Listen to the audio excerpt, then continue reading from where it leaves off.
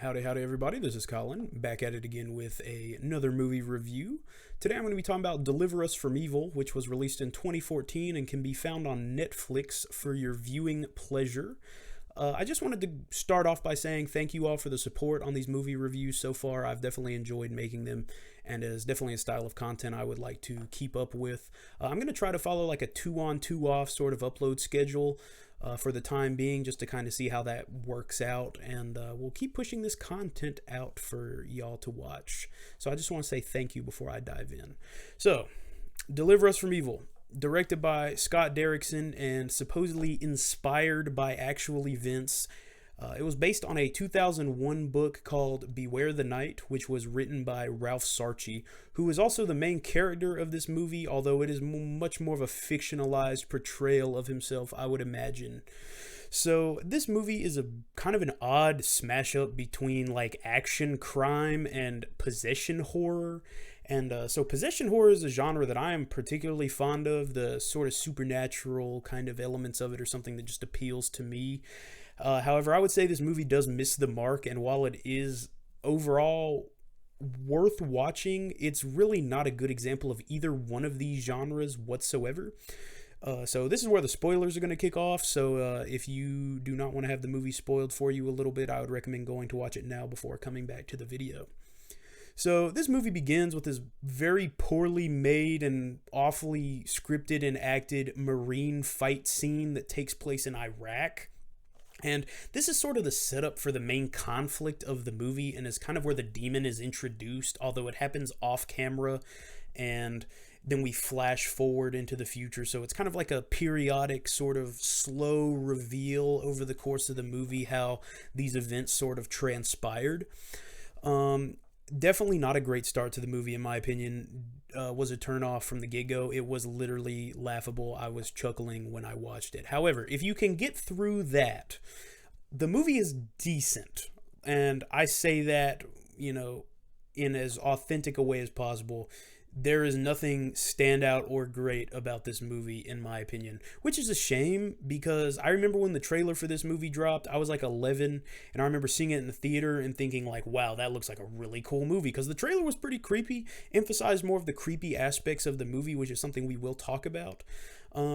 So I guess to dive into that, some of the things that this movie did well were the tension building throughout, and as I've kind of established, I am definitely something that looks for that in a good horror movie, not a jump scare fest, and not just like a, jump scary, pandery sort of movie script.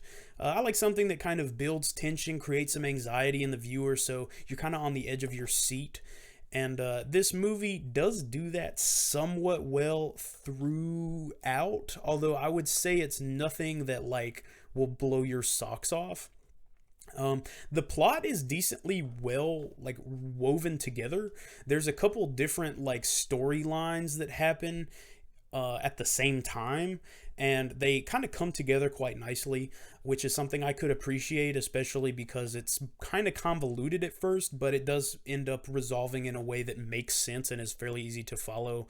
Although there's a big caveat to that. The whole demon like transmission thing is weird and kind of poor, definitely uncharacteristic, and I feel like that was something they were kind of trying to lay into a little bit, but it just missed the mark. So essentially the way the demon is kind of transmitted is the word I'm looking for. Pretty much like these possessed people like write this thing on the wall, like some Latin phrase with some Persian glyphs behind it, and certain people are just susceptible to reading it and being possessed. And that is not really explained why. Kind of an odd plot point. I've never seen a movie do that, but that's also probably for a good reason. That was very strange.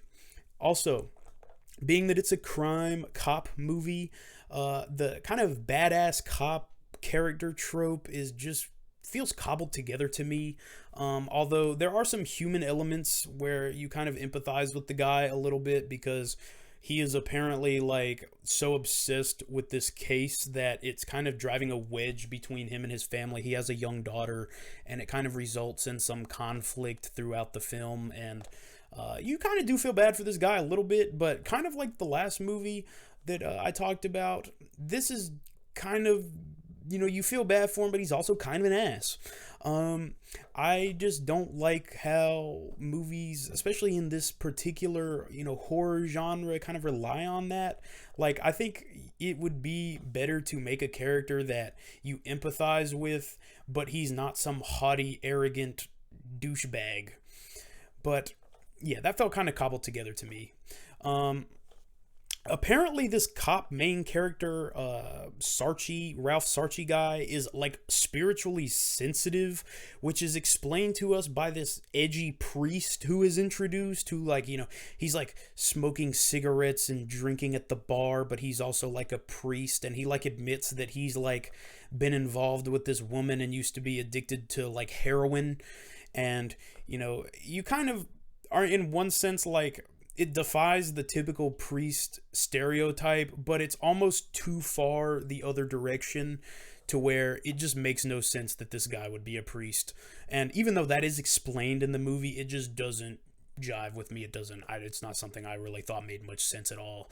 But the sensitivity that our main character has leaves him susceptible to these hallucinations that he has, which are a few visual, but is particularly this one like auditory sound hallucination he has, where it's literally like a stock laughing track of just like children laughing. Like, it's like something you would hear in like a Five Nights at Freddy's game. Like, it's just a generic child laugh track, and it's supposed to be creepy, but it's really not. Something that there again was something I thought was just missing the mark entirely. And going back to this edgy priest character, I suppose he's supposed to be like the cool guy who kind of counterpoints with the main character, because he ultimately like ends up leading the main character back to his faith, because he's like a former Catholic or whatever. And there's like these really edgy conversations where he's like, yeah, I grew out of that and all this. And I just don't really understand why it's relying on that so much, because this edgy priest guy who is like not living the life of a priest like leads this guy back to his faith. And I don't know, it's just kind of half-baked, I suppose. It feels like it needed to be fleshed out a little more, and maybe some more depth added to these characters before like going in and moving on with filming and releasing this movie. I will say one excellent part of this movie is the exorcism scene at the end. There's a big build up to it, and it culminates with our main character assisting and ultimately helping this priest exorcise the demon from this guy in like a very literal way. Like, the priest becomes like under the influence of the demon, like he kind of lets him get in his head, and he kind of stops following his own advice, and the main cop guy like leads him back to the light, if you will. It's metaphorical mumbo jumbo, but ultimately the scene is very cool, well done. The effects were quite nice, and ultimately it resolves in a way that you do kind of get that happy ending, which personally for me, I'm not always a fan of happy endings in horror movies. I think a lot of times that happens too often.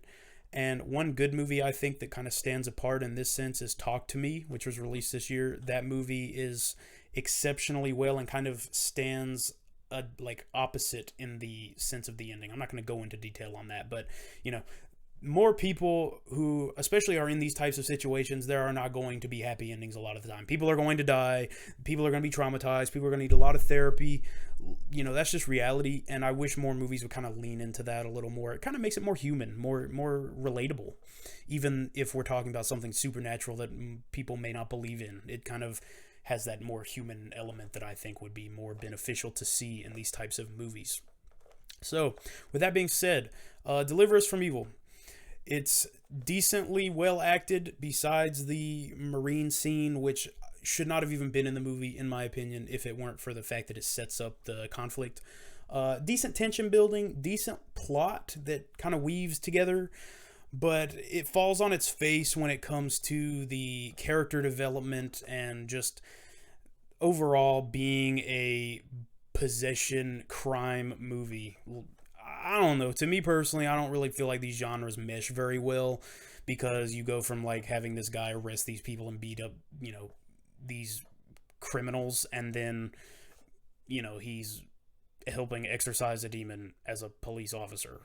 I don't know. It just doesn't jive with me. Doesn't make a lot of sense. So, I mean, to rate this movie, I'd give it probably like a 5 out of 10. It's not great, but it is watchable, and it definitely does not stand up to films that it is kind of competing with, such as The Exorcist, The Conjuring, The Exorcism of Emily Rose. All of those, I think, do this concept, at least from the possession standpoint, far better, and in a way that, I don't know, is much better from a character building standpoint, as well as just implementing these tropes. So, with that being said, that pretty much covers Deliver Us from Evil. I was kind of disappointed because, like I said, I did remember seeing the trailer from my childhood and thinking it looked really cool. And there were some creepy scenes in it, but overall, it just falls on its face, misses the mark. But yeah, I hope you all enjoyed this video. That will pretty much cover it all. So, until next time, peace.